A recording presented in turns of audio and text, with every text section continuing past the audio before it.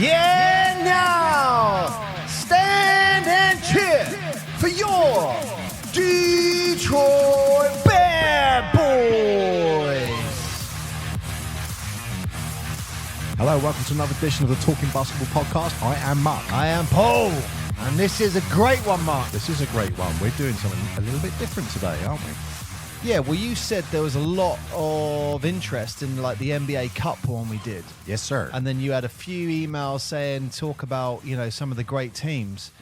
And that's when we had the idea of there's a lot of young guys that I talk to who don't know about the bad boys. No. The Detroit Bad Boys. It's as good a place to start as anyway for modern basketball, really, isn't it? Yeah, it is great because, look, the Bad Boys, for those who don't know, Detroit Pistons, the late 80s, early 90s, and they were the ones that were willing to do anything to win. And that is that characteristic was what made people love them. It's also what made people hate them. And it earned them the title, the Bad Boys. So let's start there. It's great. And you know what I love about the Bad Boys is it doesn't follow that NBA trend. So you had Magic and Bird, the Lakers dynasty, the Celtics dynasty, Michael Jordan's dynasty coming in. But for 2 shining years, you had the Detroit Pistons upsetting everything, becoming back-to-back NBA champions. And it wasn't part of the script. And that's what's so good about that. That's what's so good about the story. They've had a very interesting time because they're quite storied as a team. And I think, well, it sounds silly, but certainly for me, obviously for you as well, but our memory of Detroit also is the fact that your brother supported them. So being younger, you'd see the posters on his wall. Well, they were world champions. You would. So, yeah, I mean, I guess where can we start? I mean, people will know the Detroit Pistons, these bad boys, you know, Isaiah Thomas, you've just said, Bill Laimbeer. Some of the names people don't associate, which I think is crazy, is people like Dennis Rodman, John Spider Sally, Joe Dumars, Rick Mahorn. So, yeah, let's go on with that story, Mark. So I think we need to start it off with the legend, the one and only, Jack McCloskey. Well done, Jack. So Jack McCloskey, he is the one, if you've seen the infamous, in The Last Dance, you've seen the infamous Game 7 against the Jordans, against the Jordan and the Bulls, and you see the Pistons walk off the court. Now, in particular, the bit you always see on TV is Laimbeer and Isaiah behind him. They're getting near the change room, and there's a guy standing there who's clearly upset and looking very proud of them, and he cuddles them. That is Jack McCloskey, and he was GM of Detroit Pistons. Yep. And he was the one, they called him Trader Jack. He was the one who created everything. And that's why he's so pivotal to the start of this story. I love that nickname.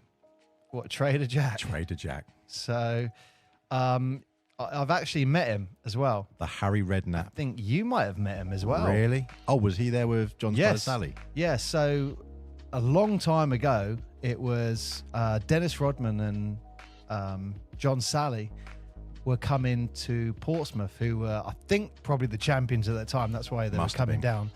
And they were doing this whole, like, show, I guess. Now, Dennis Rodman didn't turn up because he met a lady. Yeah, well, that's what Mick said, yeah, but back in the day. So it was just John Sally, but he did put a show on for all the kids. Now, the one thing I remember was talking to Jack McCloskey as a young kid, thinking, what a really nice guy. And to the point I remember him now still thinking, what a nice guy he was. Wow. In particular, and, you know, I'm going to have a go at Mountbatten staff here. So I'm there. There's a few kids here. We've got John Sally, NBA legend, standing there. And champion at that point. And world champion. And world champion. And we're all waiting for change from the lady at the Mountbatten Centre, like front till so we can have our photo taken in a booth with John Sally. Oh, no. And she's just taking her time. No, wait for it. Anyway, John Sally went, I'm really sorry, guys. I got to shoot off. And we were all like, oh. Jack McCloskey stayed and waited patiently for the lady. It was quite a while from what I remember. Anyway, he then came in the booth with the kids. You know that like strip of photos. Yeah. I had that with Jack McCloskey. That was on my freaking wall for like I remember 10 years afterwards. Anyway, so really nice guy, and he passed away. I want to say, where did I wrote? He passed away 2019, aged 91. That's a good innings. Good innings. Yeah, but he was GM for the Pistons in 1979 to 1992. So I think 79 year the Seattle Supersonics won. Just saying. Wow. So he, I think we probably met him 90. It'd have been 89 or 90. We would have met him.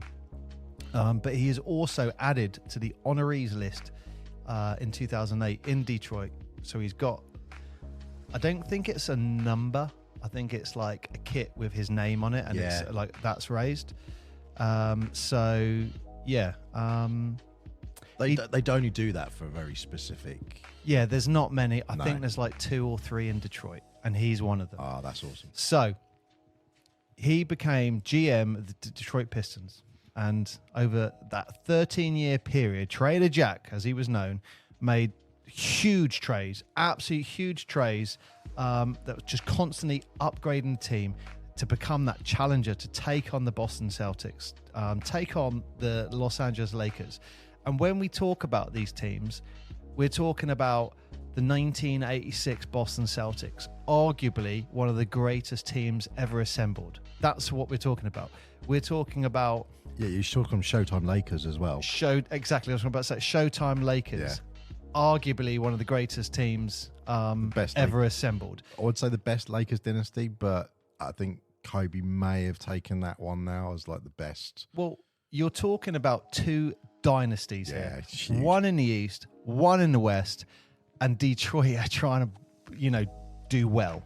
Okay, so that's where this story starts. And Celtics versus Lakers, great basketball game. Yeah. Well, what? It was a basketball game, wasn't it? Was it Bulls versus Lakers or Celtics versus Lakers? No, I think it was Celtics Lakers, and then when Jordan started becoming popular, Jordan versus Lakers or something. Yeah. Anyway, so it probably tied up when whoever was in the final, I'd imagine. That was an old Mega Drive game or something. I think that was Mega Drive around the NBA Jam times. So right now, any of the young guys listen to this who don't know who we're talking about, please look it up. Please go on YouTube, type the Bad Boys, type these players, because it's definitely worth a watch. So Mark, you got to start. Let's start in 1981. The man who started the entire thing, that little chain, Jack McCloskey. He has the number 2 pick. Yep. And he gets Zeke. Who's number 1 that year? Number 1, I believe, was Mark Aguirre. I think it was. Oh, yeah, bullet dodge there. So, sorry, Mark. Well, you say that, but his name gets brought up later in the story. I know. So, number 1 pick was Mark Aguirre. And do you know at the start, before they actually announce all the trades, they do like their, I don't know what they call it, where they show all their skills and stuff like that, and they have the interviews. I didn't realize they have interviews. Anyway, Jack McCloskey interviews Isaiah Thomas. And in those days, no one wanted to go to Detroit.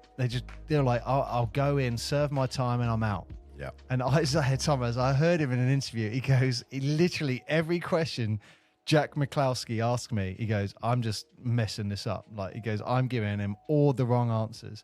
And at the end of the interview, Jack McCloskey turns around to him and says, I don't care what you said to me. If you're available, number 2, I'm picking you. And Isaiah's like, okay. So anyway, Isaiah gets picked up by the Pistons. And then he immediately shows his ability, and if if you've not seen any of his videos, he's just got. I'm just trying to a good way. It's just he's fluid. His passion as well. Yeah. His heart is on his sleeve. You know, he's a fighter. He is a freaking lion, Gritty. ready to go. He's gritty. Yeah. Yeah. You know, everyone looks at that smile, but I mean, he is just like, you know, absolute warrior. Yeah, you look Absolute at a warrior. snake's face. A snake looks like it's smiling as well. It's the same thing. Ain't going down without a fight. So he gets this guard, and then the other one you got to talk about in the same year, I think it was towards the end of the year, he picks up Vinnie Johnson in a trade with your favorite team, Yes. Seattle Supersonics, who had just won the title. Oh, yeah. They get Vinnie Johnson, I think, wasn't it Microwave? The Microwave, Yep. I think that was his nickname. Yep.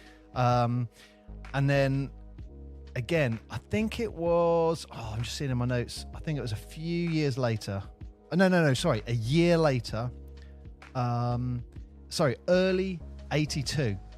Jack McCloskey is away watching Cleveland Cavaliers. Yeah, because Zeke was at 81 draft, wasn't he? Yeah, so within that same season, I believe, Jack McCloskey's watching Cleveland, and there's this guy called Bill Laimbeer.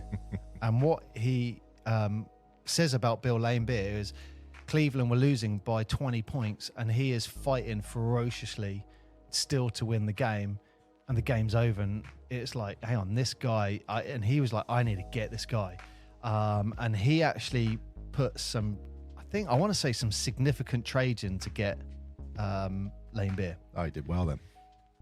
So at the heart of this, Laimbeer and Isaiah Thomas are from Chicago. Yeah, I think Isaiah Thomas clearly had a harder time in his upbringing, Yeah. and Bill Laimbeer had it quite easy. Yes. And but they were from Chicago, so they got on with each other. They started doing well, and then Must have been weird for them playing for Detroit, actually. Because Detroit and Chicago are not a million miles away. no, and they're huge rivals. Yeah. Huge rivals. And you know the thing with Isaiah Thomas, like Chicago was his hometown. When he was going back playing Chicago, he was being applauded. He was the young star of Chicago, and a man who came into the league very soon took that from him, and that is part of it. And a bit of the stuff that come up in the Last Dance, which I didn't like, they didn't bring up. They didn't talk about the fact that Isaiah loved Chicago. He loved that support he got from them. He was from Chicago. Michael Jordan turns up. This is the Jordan show now. It's and now like- they hate him. It's like the Now they hate Isaiah. Yeah, but it's the worst version of jealousy, isn't it? Because you go, Isaiah was talented.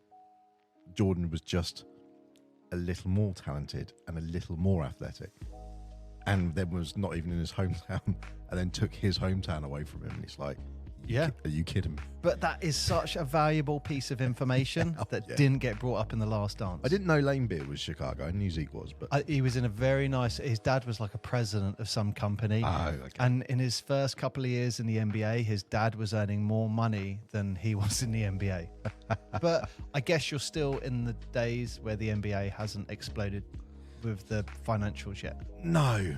Well, actually, you say that. I was looking at something with the Lakers actually the other day, and you see David Stern giving Magic Johnson his MVP, and it looks like just like a little office, and they're all like sitting around for a little press conference, and he says, "Oh, this is the MVP award sponsored by Edge," and he actually says like a little sponsored by Edge, and then goes to hand the trophy over and knocks it over, and Oh, no. that's the one where Magic Johnson goes, well, I guess that's why he runs the league and isn't a basketball player. And you're like, because he dropped it, you're like, Oh, I haven't seen that. I have to look oh, that it's up. brilliant, mate. But, that was, you think, the reason I think that's quite important is that certainly in this conversation with the bad boys, you've got to think that the Lakers and Celtics, that whole massive rivalry was well oiled at that point. The Lakers had won a few, and Boston were trying to chip away at that, and then that's the point where Zeke's coming into this and building up. So you go, that's the sort of the ocean that they're swimming in. Yeah. It's like you've got two massive teams who are going head to head. Two juggernauts. Yeah. Absolute juggernauts. And it's not even just that they've got, obviously, the Lakers, Minneapolis Lakers, if you want to be correct. But just the Lakers and the Celtics, not only do they got that huge histories, but their fan bases are lunatics. So, yeah. So, and then they had Magic and Bird, who clearly had an interesting rivalry. Yeah. So all of that was going on, all the way through that early to mid 80s. Yeah, I mean, well, I think the 79, they both came into the league at the same time. Lakers won it in 87, 88. Lakers got it 80, So 82, 85, still, 87, they 88. still dominate the 80s. Those two teams dominate. Lakers had 5 championships in the 80s, 80, 82, 85, 87, 88. Well, And Celtics was 76, 81, 84, 86. Well, I think the next key to this puzzle comes in 1983 when Chuck Daly becomes head coach of the Detroit Pistons. Now, if you don't know who Chuck Daly is, I'm surprised. Look up a picture of a used car salesman and it will look like that. Well, I'd be shocked if you don't know who the Dream Team are. Yeah. So the Dream Team, I believe that was 92. He was the head coach for the Dream Team. He's also Hall of Famer, Coach Hall of Famer. So he came into the Pistons team and, initially the Pistons had difficulty moving up that NBA ladder.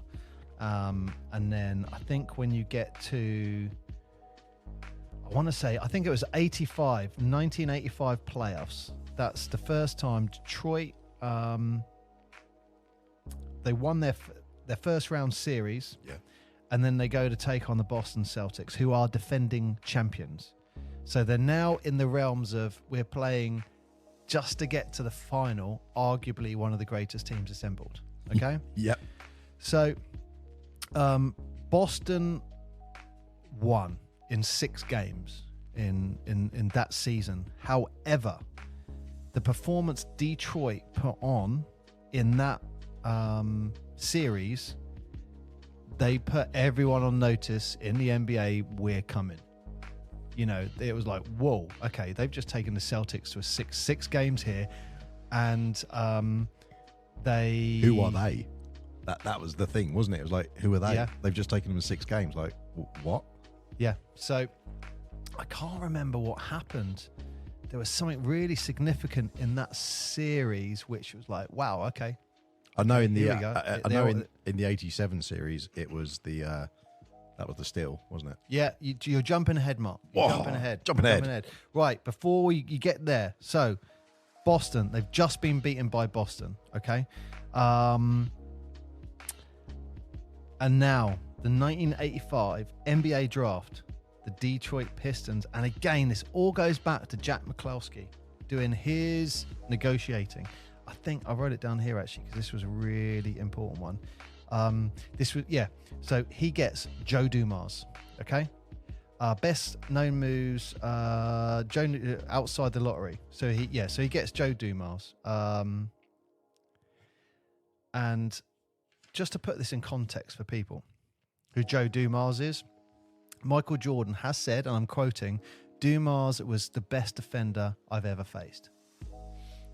Yeah. That's Michael Jordan saying that about Joe Dumars. Reasonable praise, isn't it? Yeah. So, right. Anyway, so he managed, they get Joe Dumars 18th overall, and it later proved to be really wise.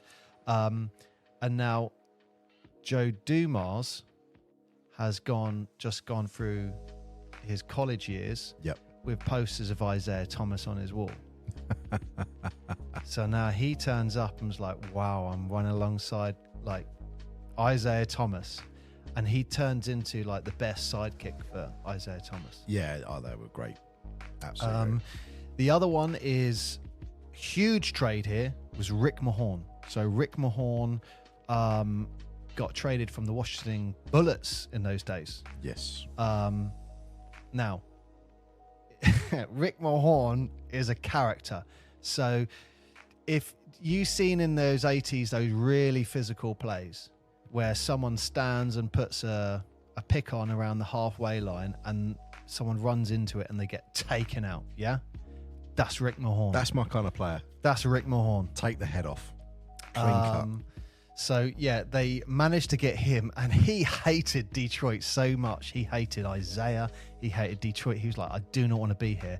So he got traded in the summer, and he just went, oh, screw this. I am just putting on weight over the summer.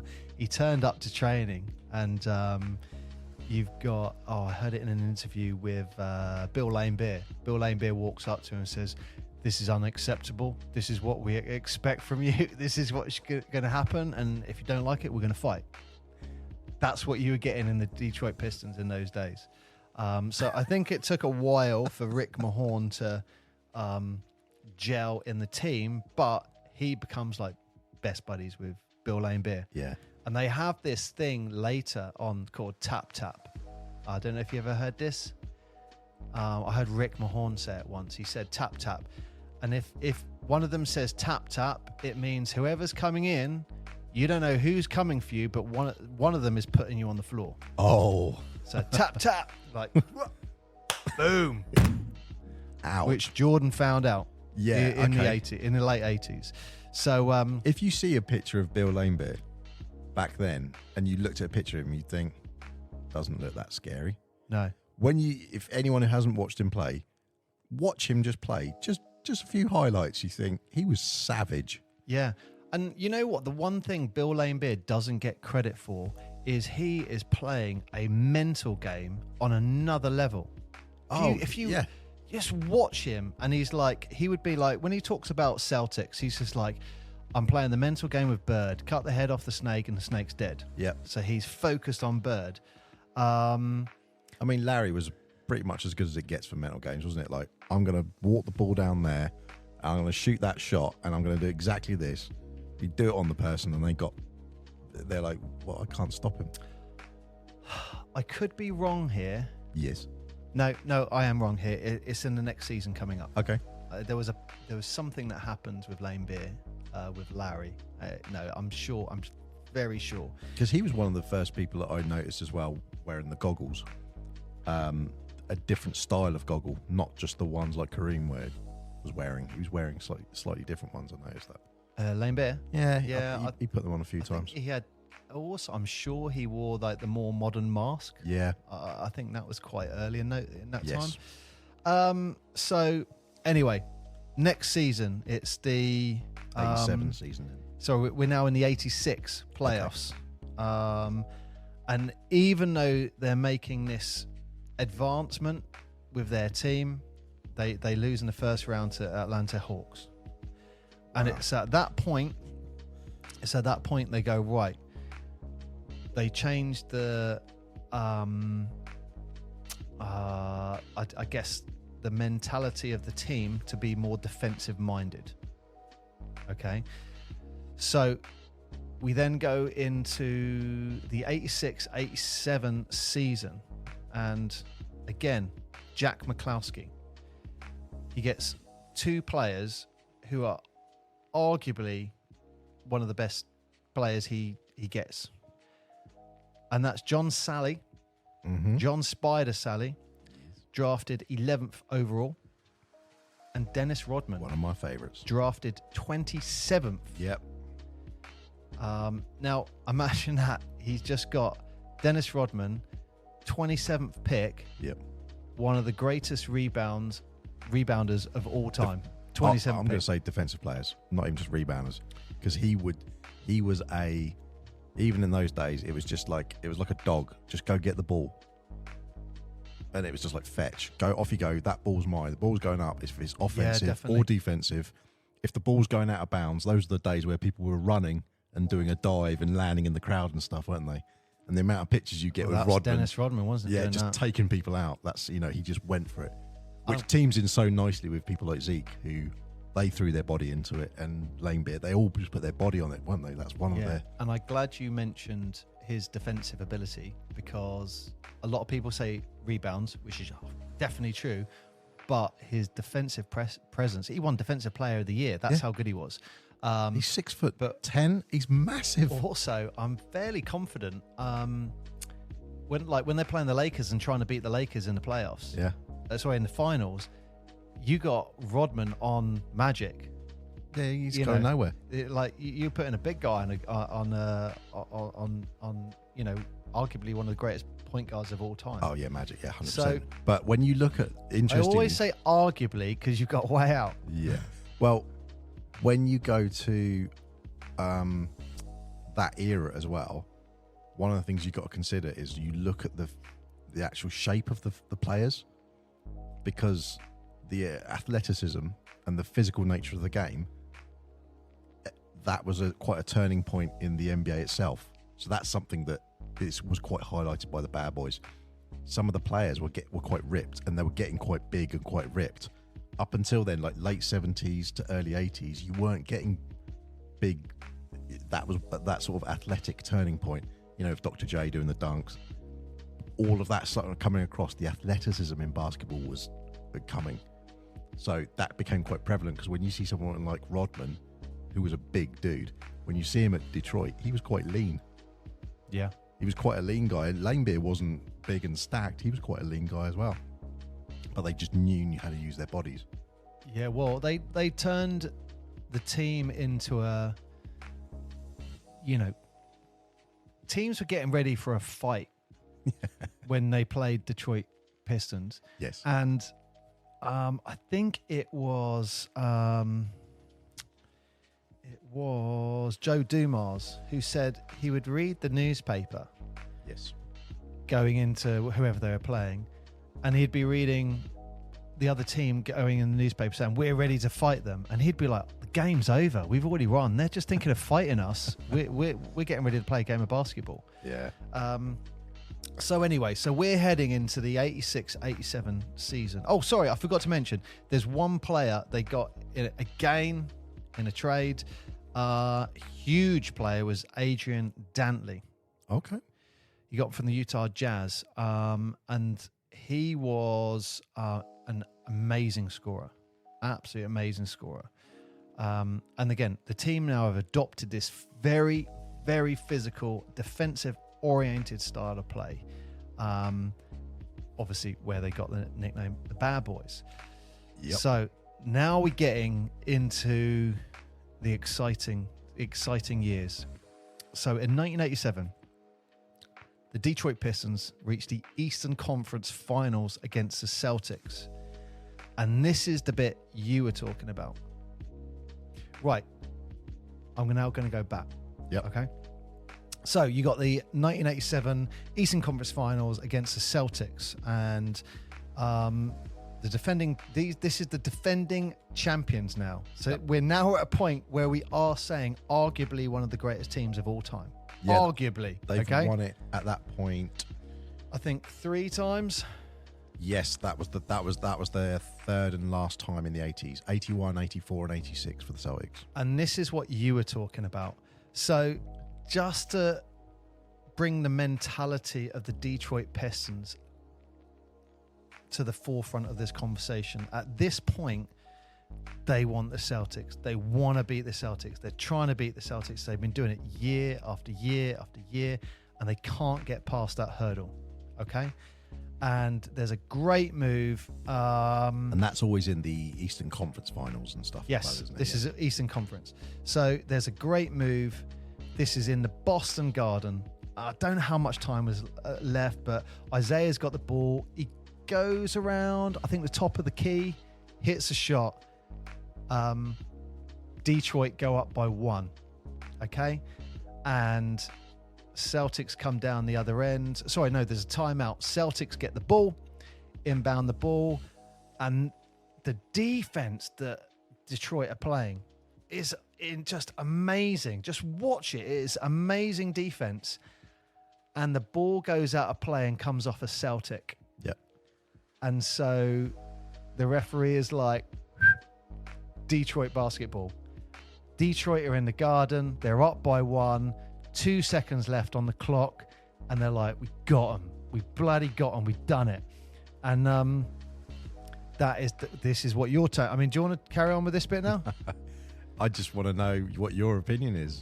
Was it Larry's genius or was it Zeke's mistake? Let me just say what happened then for those who don't know this incident. So Isaiah Thomas, this is on the sideline in the backcourt. So he's in his backcourt.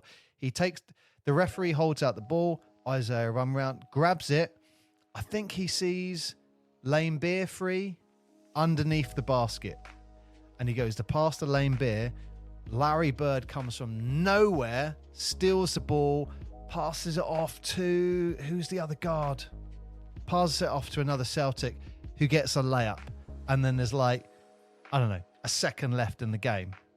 And that's it. Game's gone. Yeah, that is. Now, what are you going to say? Because you got a point on this, haven't you? Well, it was more that, people say that Chuck Daly actually was calling a timeout and Isaiah missed when it was the thing that Chuck was actually calling a timeout, and apparently Isaiah missed it. That's one of the rumors that goes around, and because he missed it, Chuck was shouting for a timeout. I just don't know how that would work, or play it down or whatever it was, because the ball was outbound and they had 2 seconds left. So you go, what was he going to do for that? Yeah, they did have one timeout. And this is one of these things which is great about the game, where you see all these rumor mills. Did he miss Chuck's timing out? Did he make the right play? Was it simply that Larry was like a savant? And you got to think, this is Larry Bird. We're not just talking about a random player. Larry was a savant, and he did get it physical and get the ball, and he read things. So he had that ability, and it was almost like everything went in place. Larry was one of the baddest dudes in the freaking league. But I think that one, 100%, that was on Zeke. That was 100% his mistake in that one. He just made the wrong play. That's all it was. He just made the wrong play. The only thing I've seen from that, I haven't heard Chuck Daly's version. Yep. Other than him saying, I would have liked to time out. That's all I've ever heard him say. And that's what they've always said. But that he was calling the timeout. The ref holds the ball, and Isaiah runs, grabs it. And that's it, yeah. And then the rest is history. So that was purely, I think Zeke was so excited in the garden, had all the passion. It was there. Let's seal it. And mate just didn't listen. Oh, wow. I've just got a note here. I love the fact you've just surprised yourself. Chuck Daly's timeout signal from the bench was missed. Oh, it's almost like I did my homework. No, but so, yeah, that's what I'm saying. Is that a table officials? Saying, is that the Garden's apparently home he was court signaling advantage? It, and Isaiah should have been signaling it to them, saying he's calling a timeout. Yeah, that's game. That's game. But Isaiah did not see it because he just was so excited. Bang, off he went.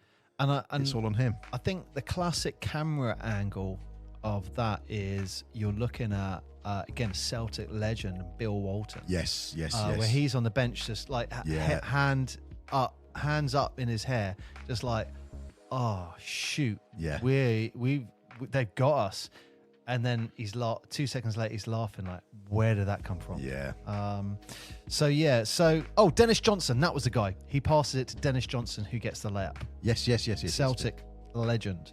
And then the Pistons that was game 5. Pistons did win game 6 back in Detroit. Yep.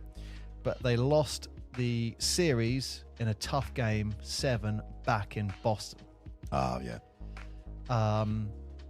So they had that shot.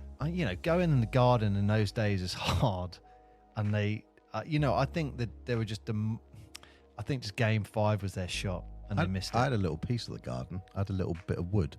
Yeah, it was on. I know people who have. Where is it? Lost it. Yeah, that's annoying as that. Don't tell me it was signed. No, it was one of those bits where they here's the little bit of the parquet. And it was on one of those Topps cards, thingy, whatever, with the hologram. Jeez, that'd be nice. Yeah, it was quite annoying. And I used to keep it in my sun visor of my car. Why? Oh, because it was cool. Jeez. Right. And then when I destroyed the car, because it blew up, I totally forgot about that. And then afterwards, it was a little while after, I was like, oh, so yeah, that's lost forever. Yeah, so some idiot. No, it's gone. Crushed. Bomb. Oh. Yeah, that's what I mean. Jeez. Wow. Oh well, so there's a There you bit go, of the folks. If you there's ever a bit of get the garden that's gone a back, bit of parquet floor, don't leave it in your car. as you do. Anyway, so this is Can I just say, the Pistons kit, by the way, I know I'm all about the aesthetic, but the Detroit Pistons kit is so much nicer looking than the Celtics. Yeah, it is. Yeah, in that era as well. Even when you look back at it and you look at all the old kits, and some of them don't hold up very well. That Detroit kit looks superb still. Well, I would say the white Detroit kit in like in what year are we going to say? I'd say in 80, 81, 82, 83. The white kit, I don't know if it was when the players sweat, it just went all see-throughy, shiny. Like it just looked odd. It just went. It almost like lost its whiteness. Just it goes like a. I want to say it was the Team USA kit, but it might have been one of the East or West kits when they did an All-Star and they did something similar once, and it did the same thing. It was like when they got sweaty, it just looks, doesn't. It looks weird. Yeah. But yeah, by the time you get to after 84, I think 85, Detroit's kit, sweet ass. Yes. Nice. Right. So except 2006 when they went teal, but we won't talk about that.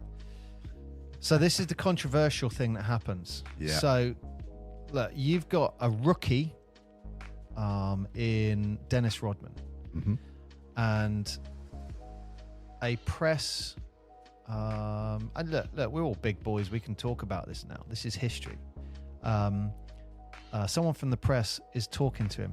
Now, the one thing that doesn't get talked about here is you've just lost the conference finals, and you've got press people sticking microphones and cameras in your face. And they're in the locker room as well, aren't they? Yeah. It's like they're like, I would be just get out. But I'd be fuming, and they've got all this in your face. Anyway, so you'd be absolutely impossible if you'd lost in that final. And so what happens is someone asks Dennis Rodman about Larry, you know, and Larry Bird is easily one of the best players in the league at this time.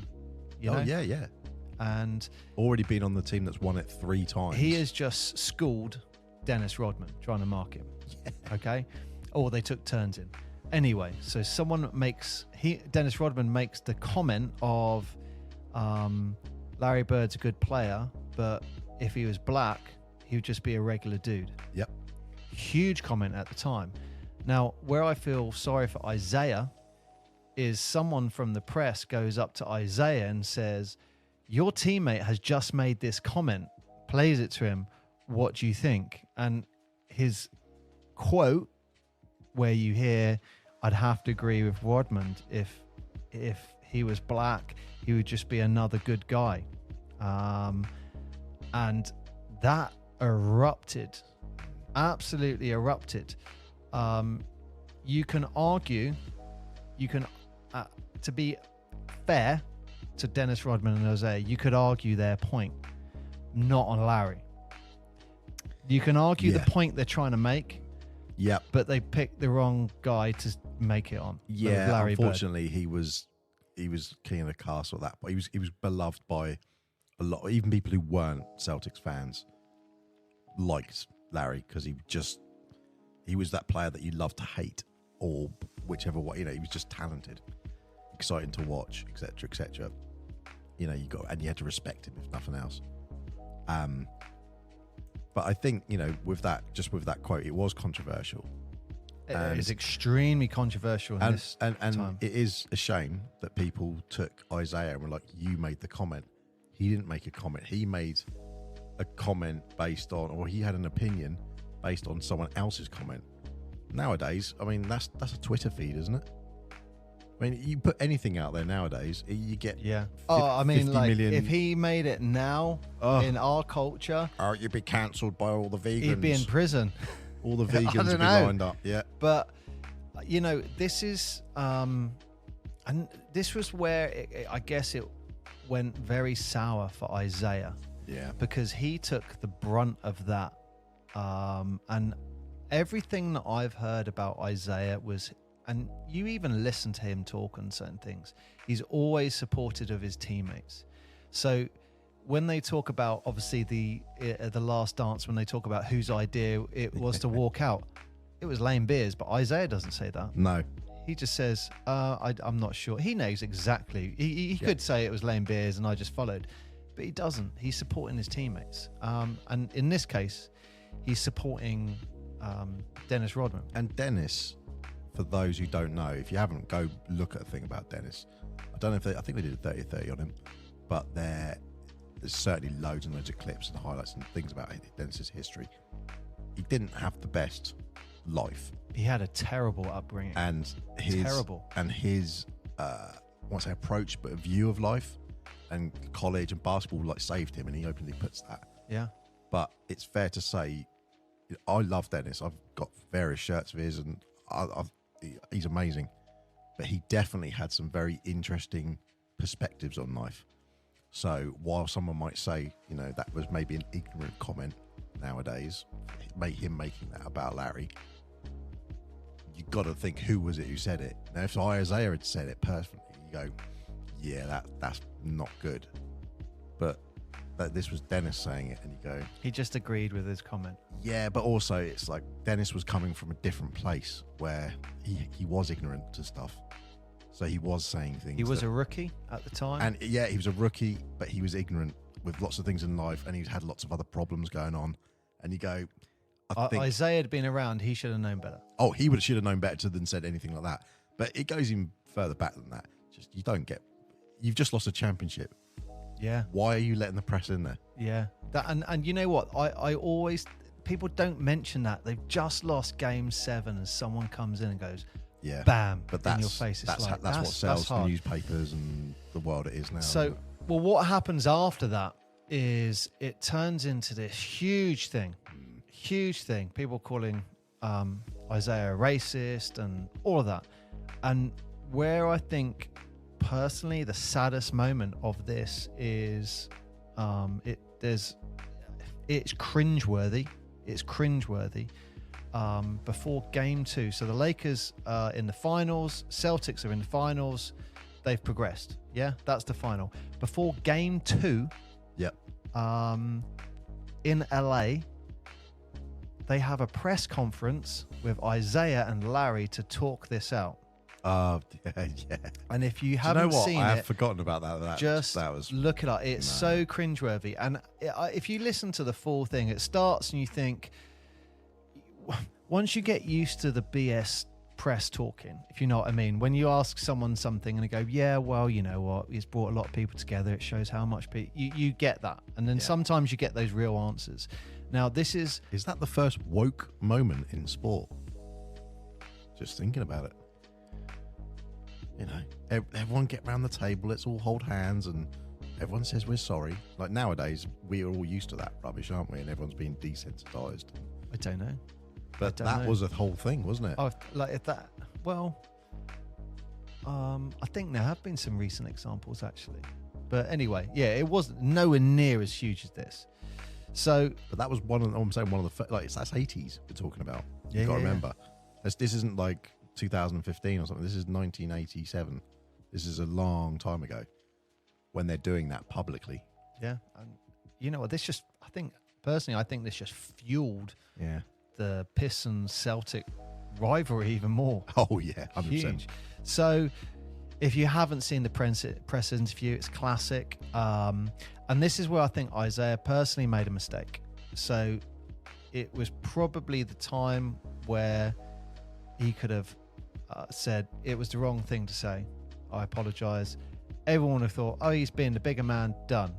He tries to dig himself out of a hole. Yeah. And that's the problem. He starts talking and it becomes very, very uncomfortable in the interview. You listen to going, wow, this is cringe. But again, something that never gets brought up. Oh, sorry. In that interview, Larry walks off. I think Larry's like, you're, man, I'd come in to help you out, and go, let's all forget about it. At some point, I can't hear what he says. And Larry's going into a game. Yeah, no, that's what I was going to say. Yeah. No one mentions this. This is before game 2, which the Celtics lose. And Lakers are now 2-0 up after this. And I just wonder, I wonder what the Celtics would have been like. Was this much of a distraction for them? Like, you got your best player in a press conference talking about comments from another team they've just beat. I don't know. That was at the point where Larry's back started going, isn't it? Well, I don't know. It made me wonder. It certainly wouldn't help, though, would it? I mean, like you say, it's admirable, stand by your teammates. There's no question of that. But when you sit there and start digging yourself in a hole, it's like, just take the punch and move on. Yeah, and well, he didn't. But and there's another. And you don't see, the other thing is, you don't see Dennis getting pulled up for that a lot. And I know I've defended it in terms of, yes, he does have that level of ignorance, and maybe that's what it was. People just looked at him and went, not only is he young and green beyond the years, but he maybe has a distorted view of life a little bit. Yeah. Go fast forward to like the end of Dennis's career at the Bulls, and everyone's like, yeah, Dennis definitely has a distorted view on life. Yeah. But at that time, that wasn't Dennis. You look at Dennis in the Pistons, he's not Dennis that everyone knows nowadays. He was no. Well, in those days, John Sally was the crazy one. Oh yeah. He was the Dennis Rodman. Yes. Now, that you saw in the Bulls. Yep. He was Dennis Rodman was like you said, he came from a very difficult upbringing. So when he went into the Pistons, he had this family unit around him. Yeah. And it's exactly what he needed. He had that father figure of Chuck Daly around him. That's what he needed. Yeah. And when he went off the rails is when the Piston teams broke up. That's when he just went, "Pooh, let's," he turned into John Sally. Yeah. And then went to the Spurs. So yeah, I mean, there's also, and I always feel really sorry for Isaiah, because there's an interview he does courtside, and I don't know if he was talking about the game, but again, when the camera finishes, when the camera's not rolling, you know what I mean? They're not supposed to be talking. The camera stays on, goes on Isaiah, and he's literally got headphones off, head in his hands, just like, man, what is going on? Isaiah did want to be liked, and now he's hated. He's hated. Like, let's not forget, a lot of people hated these guys. Yeah, I can't feel too sad for him. I can't feel too sad for him. Oh, at that point, yes, I could feel sad for him. But now, after understanding what happens in the future, and yeah, I think he just dug himself a lot of holes. That was the problem. Yeah, well, he definitely dug himself further in a hole in that incident. But this is where I think the bad boys get created. Yeah. So this is where they're like, everyone hates us. Everyone hates us. Now, in those days, I mean, you probably know more about this than me, but you've got the Oakland Raiders. Yep. And they're a very physical team. Yep. Yeah. So I'm sure someone started taking like a skull and crossbones or something like that and a logo and it started making money. We're bad boys. Yes. And then I think Detroit picked up on that as a marketing thing and just exploded. And this is the 87-88 season, isn't it? We're now going into the where were we? We were on 87 to 88. So now we're going 88 to 89 now. This is now 88 to 89. Yep. Yeah. So again, they've just been defeated by the Celtics. Pistons have got a point to prove. I mean, if you look just historically, just at that point, before we go into that, the Lakers won 5 of the championships in the 80s. The Celtics won 3. And when you're looking at that, as an East versus West, Detroit were the factor that made the East the stronger in the 80s. And then, because you have Chicago coming through towards the end of the 80s. But really, you had Boston, Detroit, and the Lakers. You didn't really have much else on the West. Wasn't really a lot going on. Bit of Portland. Clyde made a little effort, but I'm trying to think. You put me on the spot. I can't think. No, now, I'm just saying, like, because the Lakers, it was Showtime Lakers. So Showtime Lakers was early 80s all the way through. They were in the finals a lot, yeah. and obviously then the Celtics, and it was always I think Lakers and Portland Celtics. coming in the 90s was probably the first time they didn't get in a long time. Yep. I think. Yeah. I'd have to go back But and have a look. When you look at it, it's relevant to now because obviously we're going back to East versus West in the All-Star game. But at that point, having the East versus West, that was one of the few times where it wasn't. There was two very obvious teams, and Detroit came and kind of ruffled that up because it wasn't just Celtics versus Lakers. It was, it's Celtics and Detroit and Yeah. and the Lakers. Well, again, you had these two, like I said, juggernauts, the Celtics and Lakers going at each other, and that saved the league. Yeah. That's when the TV viewing started shooting up. Jordan, everyone loves him. He's shooting up. He's the rising star. Again, you just got this team in Detroit that, no one likes. No. And then this happens. So, right. So they then started the 88-89 season. So that's where we are now. They get a 54 victories, which is a franchise first division title in 32 years. In the postseason, the Pistons were taking on the Celtics for a third time in the Eastern Conference Finals. Now, I'm going to go back and forth here. Do it. A bit like they do in The Last Dance. So, Oh yeah, this is exactly like The Last Dance. yeah, Exactly yeah, the yeah. same. So, in 1987, we now got Detroit in the conference finals against Celtics. Yep. They've already knocked the balls out. So Detroit have knocked the balls out. Yep. So this is what you see in The Last Dance. And it's worth remembering, Jordan was on the Bulls from like 84. If you haven't watched The Last Dance, it's not a spoiler, but he was in the Bulls from 84. So Yeah. it's as he's coming. He's the Bulls are becoming a contender. Yes. So And he was on fire still, but Detroit beat him in 5 games. Yep. And that's the one that Pippen was a rookie that season. And was it's that his the- rookie year? yeah, and it's the one in The Last Dance where MJ says, I wasn't physically prepared to take on that kind of a beating. He says something like that. Yeah.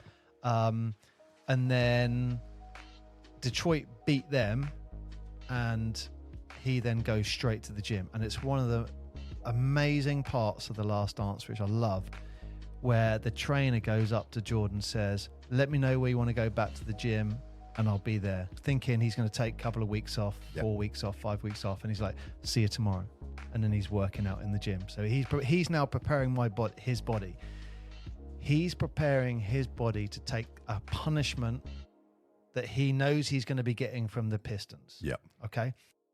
Okay, so they're now in the conference finals against the Celtics. Yep. And I think they beat them they finally got over the hump, and I think they do it in 6 games. I want to say 6 games. But this is a really important bit that I can't remember if it comes up in The Last Dance or not. But this is where, before the end of the game, the Celtics walk off the court. Yeah. This is fact. Now, I've heard Isaiah somewhere saying, that's just what you did in those days. I disagree with that. It isn't what you did in those days. You shook someone's hand and looked him in the face and said, well done. Good luck. But the Celtics did do it to the Detroit Pistons when they beat him in Game 6, before the game finished. And it was only, who's the big guy? Big guy for the Celtics. McHale. It was Kevin McHale who Isaiah says something and he turns around and Isaiah goes and grabs his hand and shakes his hand. Yeah. And that's the clip, isn't it? I think that's to go, oh yeah, they shook hands. No, not quite. Go and look at the full reel and they were all walking off and he was shouting out to him. So I just think that's important to highlight. But the Detroit Pistons got over that hurdle of arguably the greatest team of all time. Arguably. By arguably, I'm saying like top 10, maybe. Oh, no, of course the top 10, probably top 5. I wouldn't stretch that, but... So, It's the first trip for the Pistons in 32 years. I know you've got some comments on previous previous titles, but they take on the Lakers, who are obviously led by Magic, but they've got other players like Kareem Abdul-Jabbar, the James Worthy. What was the top scorer of all time? Yes. Till recently. James Worthy, amazing player, played with Michael Jordan at college.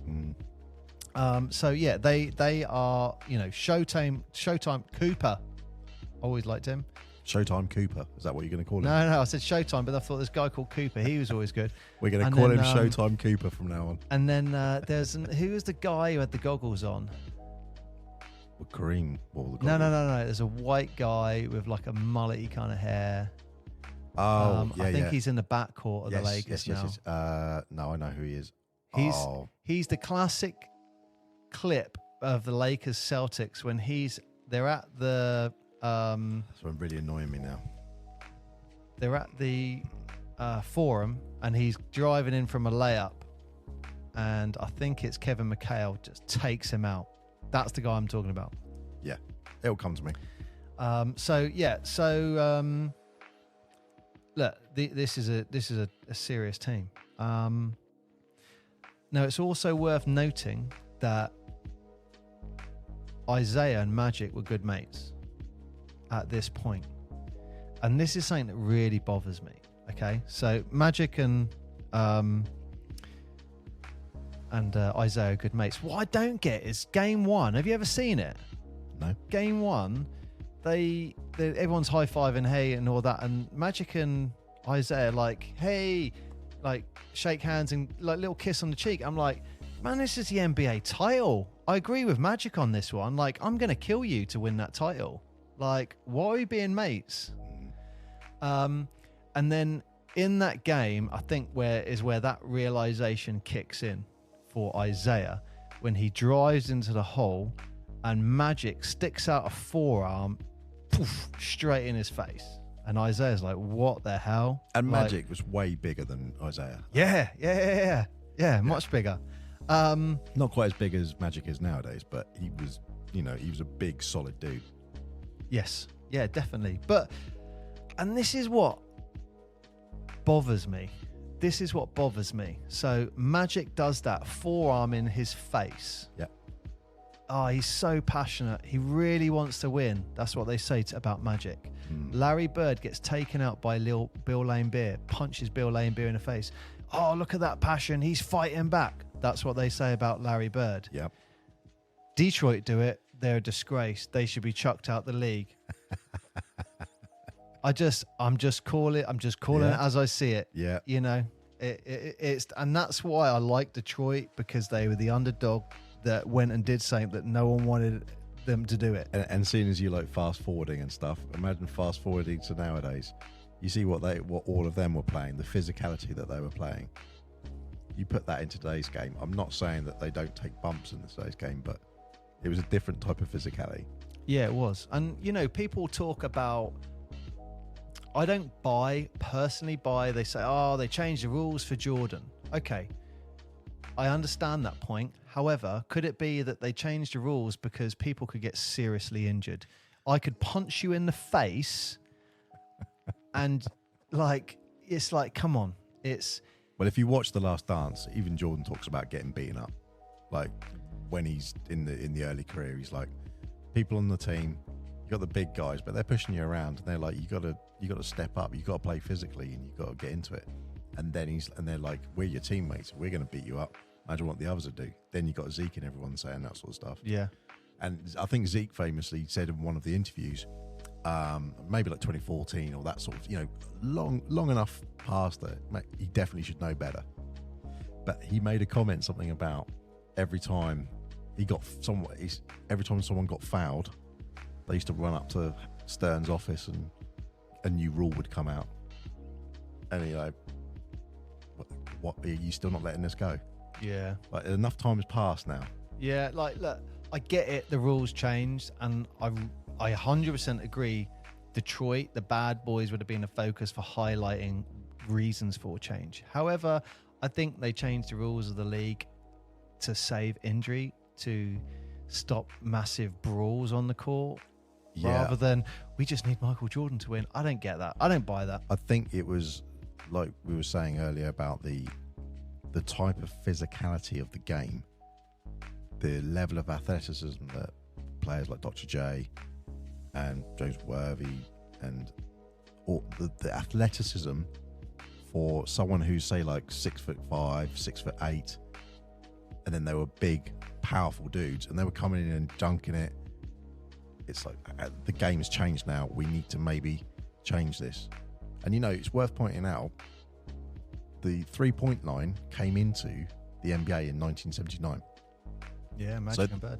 So Magic and Bird, their first year, that's when the 3-point line came in. That's So 22, 23 meters, isn't it? It's not. It's bigger now, isn't it? yeah, it's an extra foot and a bit further out now. But it was 22 and an inch, I think it was.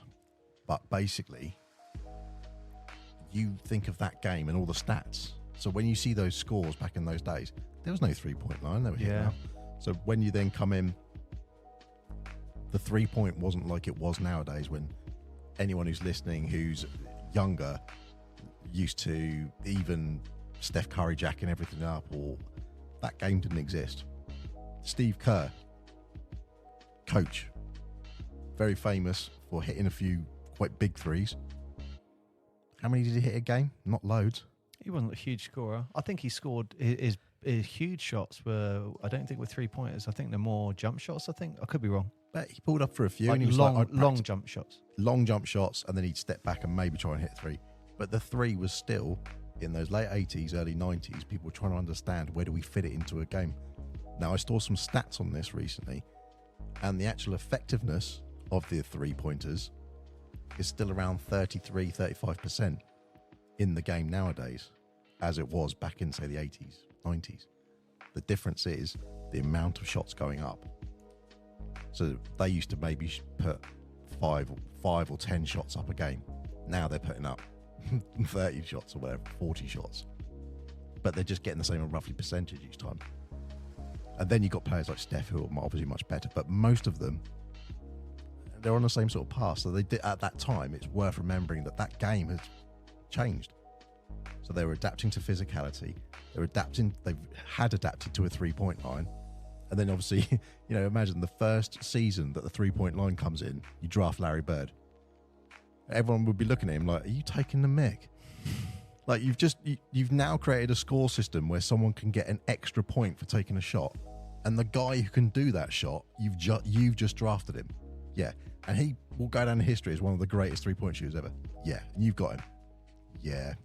I like the one where he wins a 3-point competition. He shoots the last shot and just holds his hand up as he's walking off. That's a good one. Just talking about Larry, I think I'm just going back. Yep. When Detroit played Celtics and beat them. Yep. I think it was in that game when it was Larry Bird drives into the hole, Lane Beer's up, and he's like, I'm coming down, you're coming down with me, and he takes out Larry, and on the floor, Larry turns around and punches him in the face and just kicks off. And then when it goes back to Boston, I think it's in Boston, who was the huge guy, 00 for Celtics? Who was that? Oh, blimey. Not Robert Parrish, is it? Parrish, yeah. Lane Beer's in front of him under the basket, and he kind of is going for the ball and then just starts like punching Lane Beer in the face. And then someone goes up to Lane Beer, like one of the physios with smelling salts, and he wakes him up, and he's like, first thing Lane Beer says, did they chuck him out the game? But so anyway, I forgot about that one. Anyway, I think it was that one. I mean, look, that was the point where that highlights really how much they put themselves into it. They put their body on the line. They're like, we're going to win the game. Yeah. We're going to do what we need to do. And if it means causing chaos, so be it.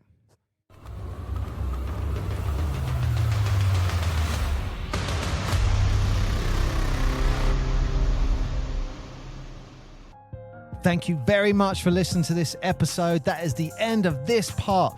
But do not worry, because coming soon is the second part of this episode, and it will be available soon.